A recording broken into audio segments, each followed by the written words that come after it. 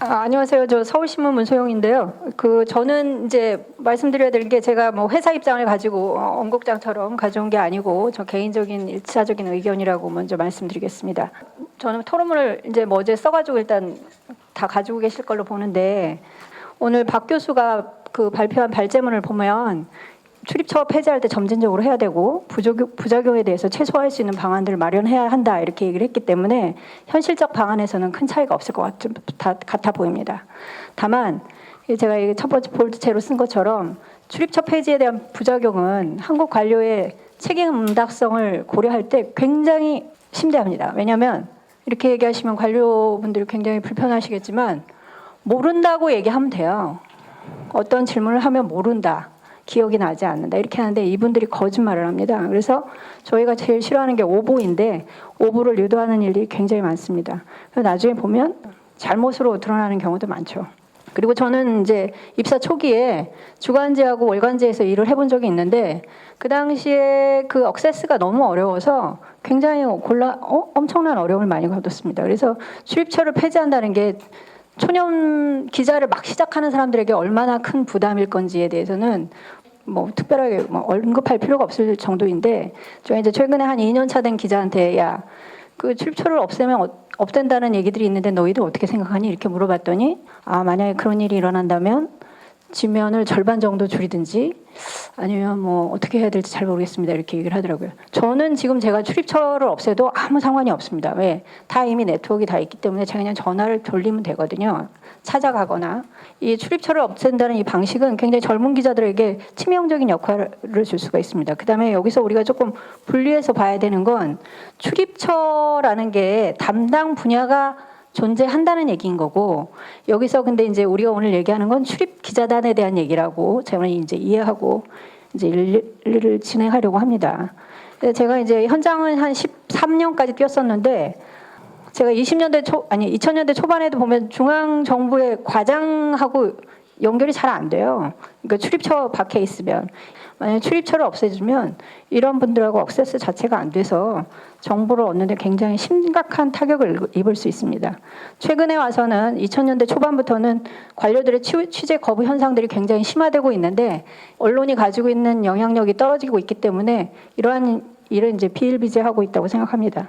토론을 보면 시민들이 정말 좋은 뉴스를 소비하고자 한다 이렇게 얘기를 하지만 저희가 이제 포탈의 여러 가지 이제 통계를 가지고 뉴스가 이용된 통계를 가지고 있거나 이런 걸 보면 과연 시민들이 좋은 뉴스를 원하는가에 대해서 굉장히 회의스러울 수가 있습니다. 저희가 이제 탐사 보도 팀들이 있어서 보도를 해보면 탐사 보도 하려고 3개월에서 7개월씩 품을 들인 기사인데 하루 소비되고 사라져요. 그래서 경제성이 너무 떨어집니다. 예전에 이런 보도는 누가 했었냐면 일간지가 일보를 하고 나면 거기서 문제를 느낀 주간지나 월간지나 개간지에서 이걸 받아서 일주일 동안 유통시키는 뉴스로 사용한다든지 한 달 동안 유통시키는 뉴스로 사용한다든지 이렇게 진행이 됐었던 거예요. 근데 우리가 지금 뉴스가 유통되는 통로가 딱 하나밖에 없잖아요. 포탈. 그다음에 소셜미디어에서 이게 진행되고 있기 때문에 한 가지 유통망을 가지고 있는 상태에서는 어떤 좋은 뉴스도 하루 이상 존재하기가 되게 어렵습니다. 그게 몇 날 며칠에 품을 들였든지 아무 상관이 없는 거예요. 그리고 이제 뭐 공부하신 이 학자님들 다 아시겠지만 가짜 뉴스가 확산되는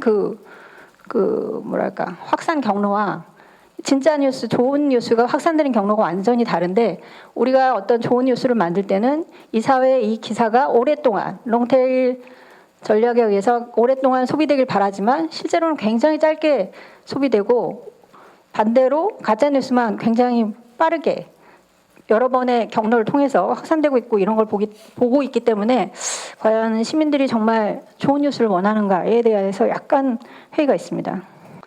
그다음에 출입처라는 건 실제로 뉴스 언론사가 처음에 태동할 때부터 이게 필요에 의해서 만들어진 거잖아요. 그래서 경찰, 법원, 정당, 국회 이런 식으로 주요 출입처가 확산되어 나가는 처음에 시작해서 이렇게 진행되는 방향이 이런 거였기 때문에 그다음에 산업 이런 식으로 옮겨갔던 거기 때문에 이 필요에 대해서도 우리가 좀 논의를 해봐야 된다 이렇게 생각합니다.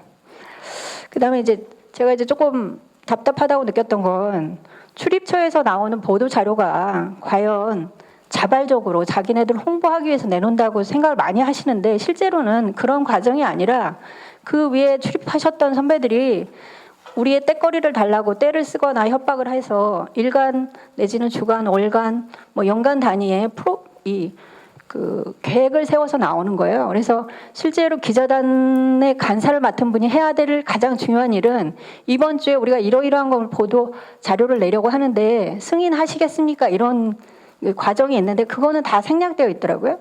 그래서 실제로 이제 그런 걸 생각을 한다면 그 이 페이지에 보면 왜 통계청의 주요한 경제 통계가 정부에게 불리해 보이는 정부 통계는 왜 금요일에만 나오는지 이거를 왜 간사단 그 기자단에서는 제대로 해서 주 초에 이게 강력하게 먼저 나와서 문제 제기를 하고 해결할 수 있는 방향을 가려고 노력하지 않는지 이런 것들을 좀 서로 논의해야 되지 않을까 이런 생각을 합니다. 물론 주요 발표를 금요일 날 하는 건 미국도 그렇고 뭐 다른 나라도 마찬가지예요.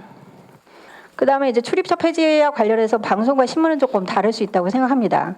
방송국 분들은 이제 뭐 주요 출입처 뭐 국회라든가 청와대라든가 뭐 검찰 일부를 제외하고는 출입처에 붙박이를 하진 않아요. 그 신문사들이 주로 붙박이를 하는데 이거는 이제 기사의 양과 기사를 처리하는 방식에 큰 차이가 있어서라고 생각합니다.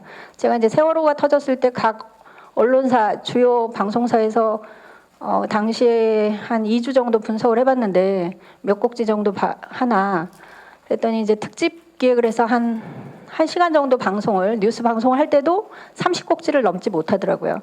근데 저희 신문은 보통 한 300곡지 정도 내보내고 있는데 출입처로부터의 정보 편의를 좀 받지 않으면 좀 어려운 측면이 있는 것 같습니다. 더불어서 하나 더 말씀드리고 싶은 건 이미 신문사 기자들도 출입처를 너무 많이 가지고 있어요, 분야를. 그래서 붙박이 출입처 기자를 하는 경우는 거의 없습니다. 할 수가 없어요. 어디 붙박이로 있어서는 일을 할 수가 없기 때문에. 그래서 이미 무슨 붙박이로 어디에 죽치고 앉아서 출입처에 있는 사람들과 무슨 이렇게 약간 동화된 기사를 쓰는 기자라고 얘기한다면 지금 뭐 언뜻 생각나는 건 뭐 정당 기자라든지 뭐 검찰 기자라든가 이 정도 생각할 수 있는 거고 나머지는 이미 분리되고 있다고 생각하셔도 될 것 같습니다. 그다음에 이제 그 3페이지에 있는 정부가 난무하고 있는 시대에 과연 시민이 필요한 정보의 큐레이션을 1차적으로 누가 할 것인가에 대한 문제를 좀 제기하고 싶은데요. 이 정부나 무슨 관련 기관, 공공기관에서 모든 정보를 내놓는다고 해서 그 정보가 다 시민들에게 유용한 건 아니지 않습니까? 그러면 그걸 큐레이션을 해야 되는데 이거를 일보를 누가 쓸 것인가에 대한 생각을 좀 고민을 해봐야 된다고 생각해요. 그거는 방송사나 일간지의 목이 아니면 누가 이 정보를 큐레이션해서 이게 중요하다고 얘기하는 일을 할 것인가? 아무도 안 하면 다 그러면 시민들이 다 찾아다니면서 할 것인가? 아니면 아까 말씀하신 탐사기획팀에서 할 것인가? 탐사기획팀은 잘 아시다시피 빨라야 이 2달에 한 번 정도 기사를 내는 데인데 거기서는 주요한 기사를 좀 더 중요성을 부각해서 보도할 수는 있지만 일보를 하는 그런 취재 시스템은 아니라고 봅니다. 그다음에 우리 제 왼쪽에 박상규 기자님 계시는데 기자들도 처널리즘을 하고 싶진 않아요. 그러니까 뭐 보도자료 오면 다 뺏겨서 쓰고 이게 굉장히 허접한 일이기 때문에 하길 원하지 않고 이렇게 다들 스타 기자가 되고 싶은데 왜 그럼 이렇게 되고 있는가. 이거는 기자만의 책임이라고 보면 어렵다고 생각하고요. 그 사주나 언론사 경영자들이 해결해야 될 측면이 있다고 생각합니다. 여기 볼드체로 쓴 밑줄 근거에 보면 4페이지에 흔히 진보는 시스템을 개혁하고 변화시키는 데 중점을 두면서 왜 언론 개혁의 문제에서는 꼭 기자들만을 문제를 삼는지 경영진이 무엇을 해야 되는지에 대해서 시스템으로 해결해야 될 문제는 없는지 지금 엄 국장 말씀하셨듯이 경영진에게 투자를 더 해달라 이렇게 말씀하셨다고 하셨잖아요. 그러니까 무엇을 얼마나 어떻게 투자할 건가 이런 것들이 논의가 좀 같이 진행이 돼야지 기자의 윤리만 계속 주장한다면 이 개선되기가 참 어려운 측면이 있습니다. 그래서 제가 제 생각에는 출입처 폐지 아까 얘기한 대로 보도자를 받는다든가 이런 거를 하는 출입처 폐지는 곤란하고요. 정보를 받을 수 있죠. 오히려 1기자 1출입처 제도를 하고 이 기자들을 묶어가지고 중요한 이슈가 있을 때 부장단이나 부국장단이나 이런 사람들이 이 기사를 이렇게 핸들링 해달라고 요구를 서로 해야 돼요. 현장 기자들은 실제로 매몰되어서 잘 못 볼 수 있어요. 그건 기자의 역량 때문이 아니라 자기가 이렇게 근시안적으로 볼 수밖에 없는 여러 측면이 있어서 부감에서 볼 수 있는 사람들이 문제를 잘 억세스해서 선배들이 그걸 좀 잘 지시해서 진행해야 되는 거 아닐까 이렇게 생각합니다. 그다음에 이제 출입 기자단 관련해서 뭐 심사하고 투표하는 행위가 있다라는데 이거는 당연하다고 생각해요. 근데 이걸 배제하는 일은 거의 요즘은 없습니다. 당연히 투표해야죠. 투표하면 어지간하면 다 들어옵니다. 여기가 지금 진정한 차원에서 뭐 뉴스를 만들고자 한다 이런 게 확인이 되면 그리고 꾸준히 뉴스를 만들고 있다 이렇게 하면은 다 되고 있기 때문에 되고 있고요. 저는 이제 노무현 대통령 때 브리핑룸을 개방을 강행을 했었는데 그 이후로 언론의 상황이 과연 좋아졌는지 한번 좀 고민해 봐야 되지 않을까 이런 생각이 듭니다.